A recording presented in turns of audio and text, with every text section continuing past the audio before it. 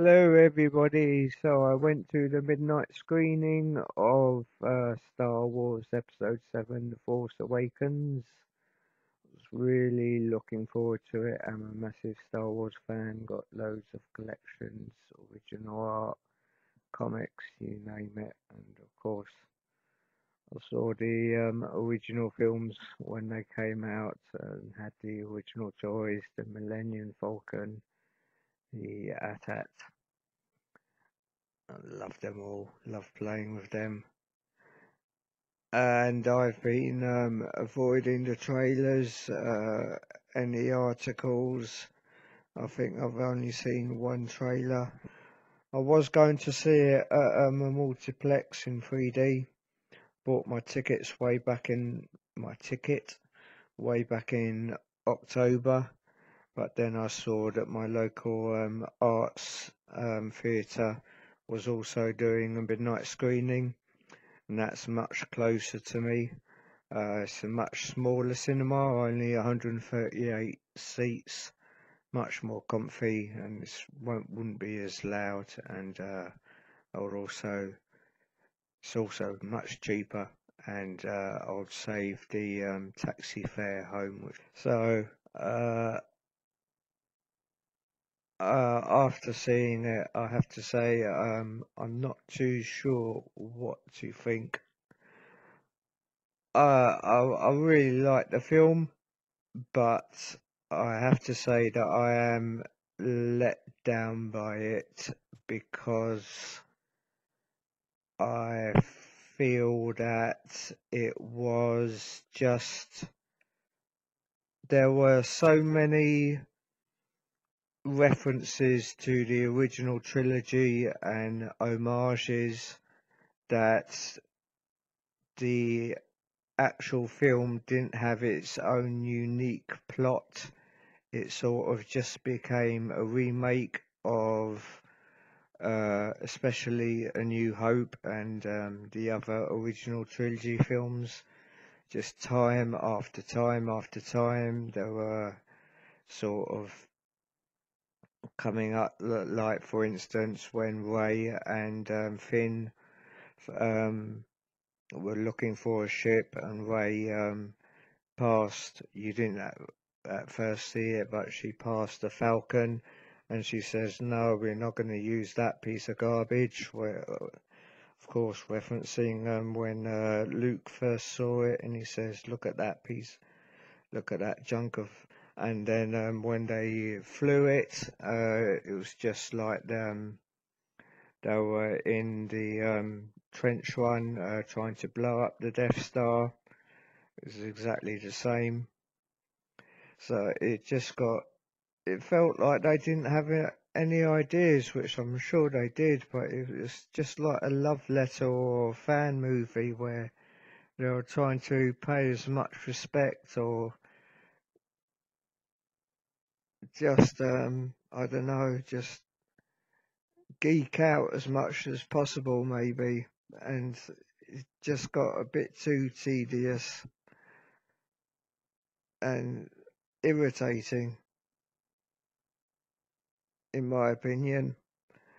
Uh, seeing Harrison Ford as Han Solo again made the movie for me, in my opinion. Uh, the aged Han Solo worked absolutely perfectly. Uh, it wasn't but it was so much better than an aged Indiana Jones. It was just absolutely fantastic. And him aboard the scene aboard the Millennium Falcon was really good. And speaking of that, I'm not going to even try and pronounce the names, but it was really good to see the actors who in the film The Raid portrayed Mad Dog and Rama. They were very brief cameos, but it was really nice to see them. Absolutely loved The Raid Redemption and The Raid 2. I can't remember what the full title of that is. And talking of cameos, one of the ones that I found really, really strange was looking at the credits.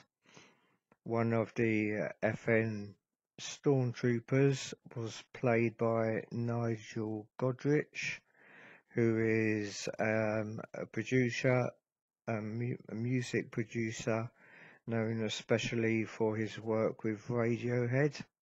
So that was very, very strange. And speaking of credits, there are absolutely no post credits at all, so don't bother staying to the end. Uh, Even after all this time, stormtroopers still can't shoot to save their lives, literally. They don't think one hit their mark, not even one. So that's one uh, thing that still continues on in the Star Wars films, just like red shirts, which you wonder what would happen if a stormtrooper comes across a red shirt. Would the red shirt still die, even though the stormtrooper can't hit him?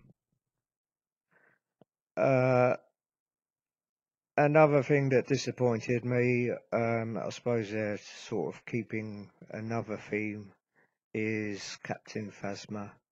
I absolutely, even before the film or anything, one of my favourite characters straight away was Captain Phasma, just based on the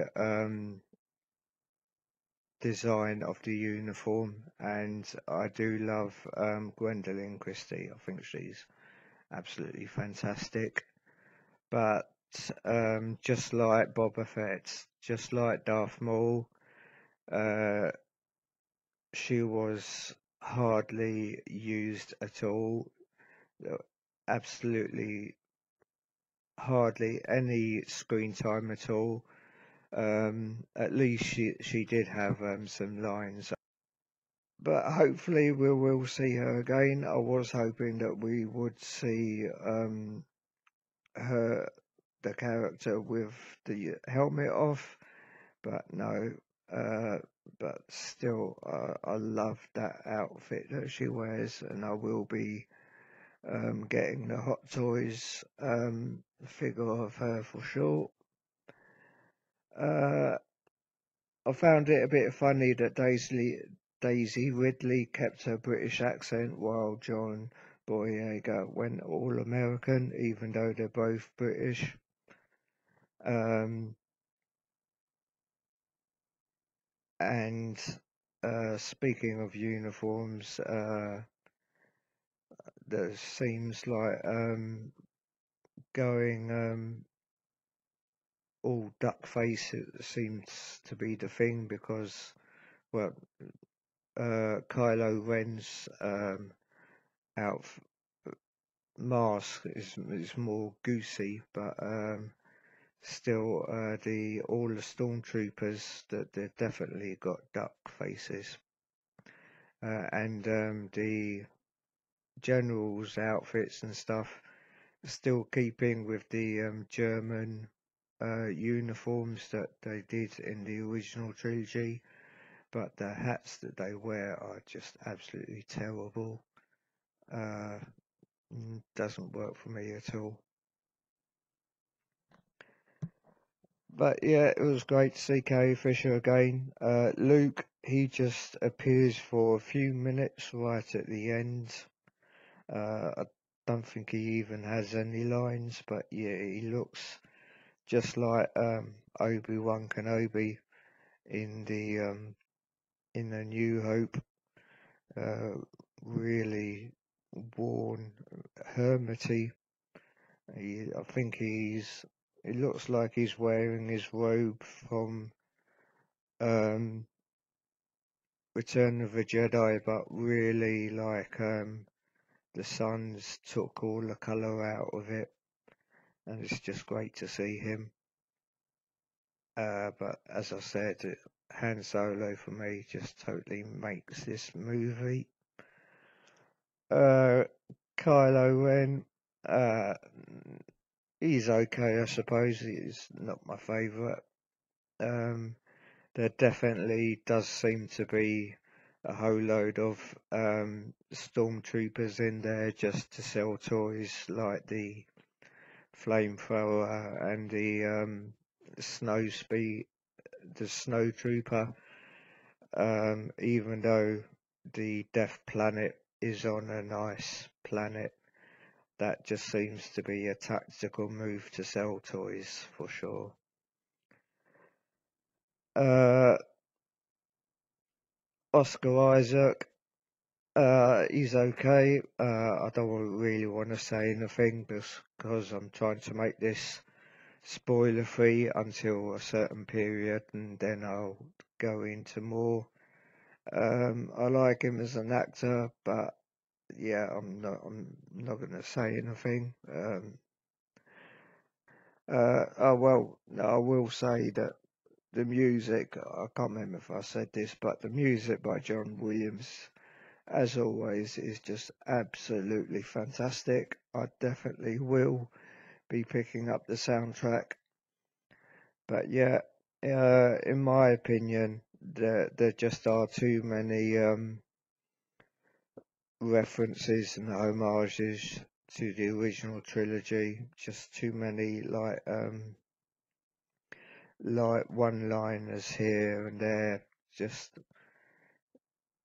it starts to feel a bit cringy and cheesy. But that's just my thoughts. I still liked it. I still would like to see it in 3D just for the experience. But not in any hurry now. I think they could have done much better, is my opinion, but maybe that's just because it's like all starter films in trilogies. They're, with a few exceptions, they're not the best. Uh, yeah. Okay, I'll go into spoilers now, so if you don't want to know any more, I would say switch off. So, the first big spoiler that we really hear is that Kylo Ren is Leia and Han's son. I believe in the Disney-fied Star Wars, he's called Ben, which I find a bit strange because before Disney stopped all the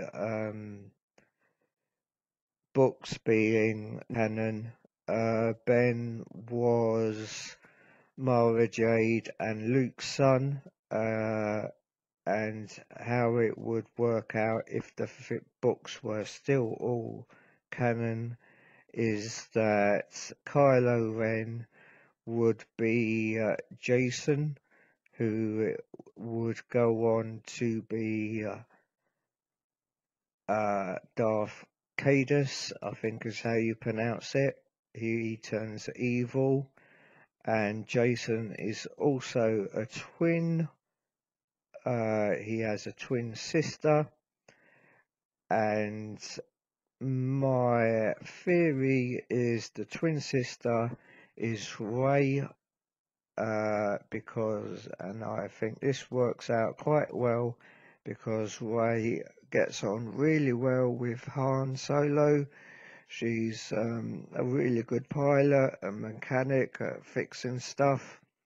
She's also a scrounger, and she is one with the Force, so she's got Jedi powers. So yeah, I think that all works out well. So I think Rey is Jaina, or in the old books, and Kylo is Jason in the old books. They're twins, and we'll find that out in the next two films, probably the next film, and then there'll be a climax in the between Rey and Kylo in the third film. So that's my theory. Talking of Kylo, he's got his helmet sort of like when he's unhooded, it does look like a German soldier's helmet from the World War II. That's a bit weird. And also when he's got his helmet off, his mask off, he looks just like Neil Gaiman in my opinion. The likeness is pretty uncanny. And as to the biggest spoiler, probably, I never ever saw this coming, and I was really shocked when it happened. But yeah, Kylo kills his own dad. Han Solo dies in this film, and that took me back quite a bit. I never saw this coming. I thought he would do at least 2 films, maybe. That's why he has such a big part in this film. He does have top billing in this Star Wars film.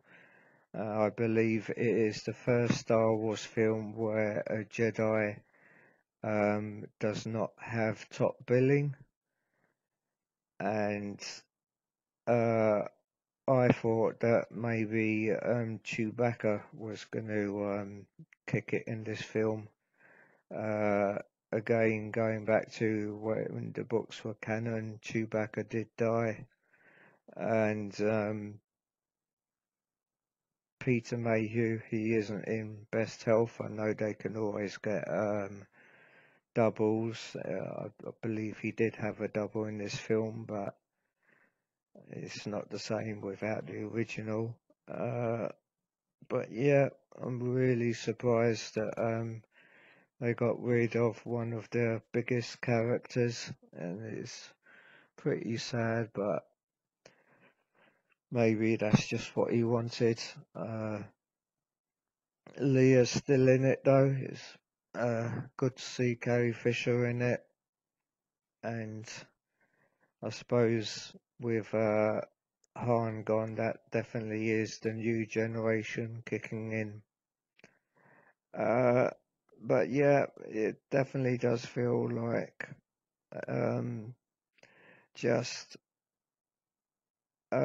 same plot, new characters, new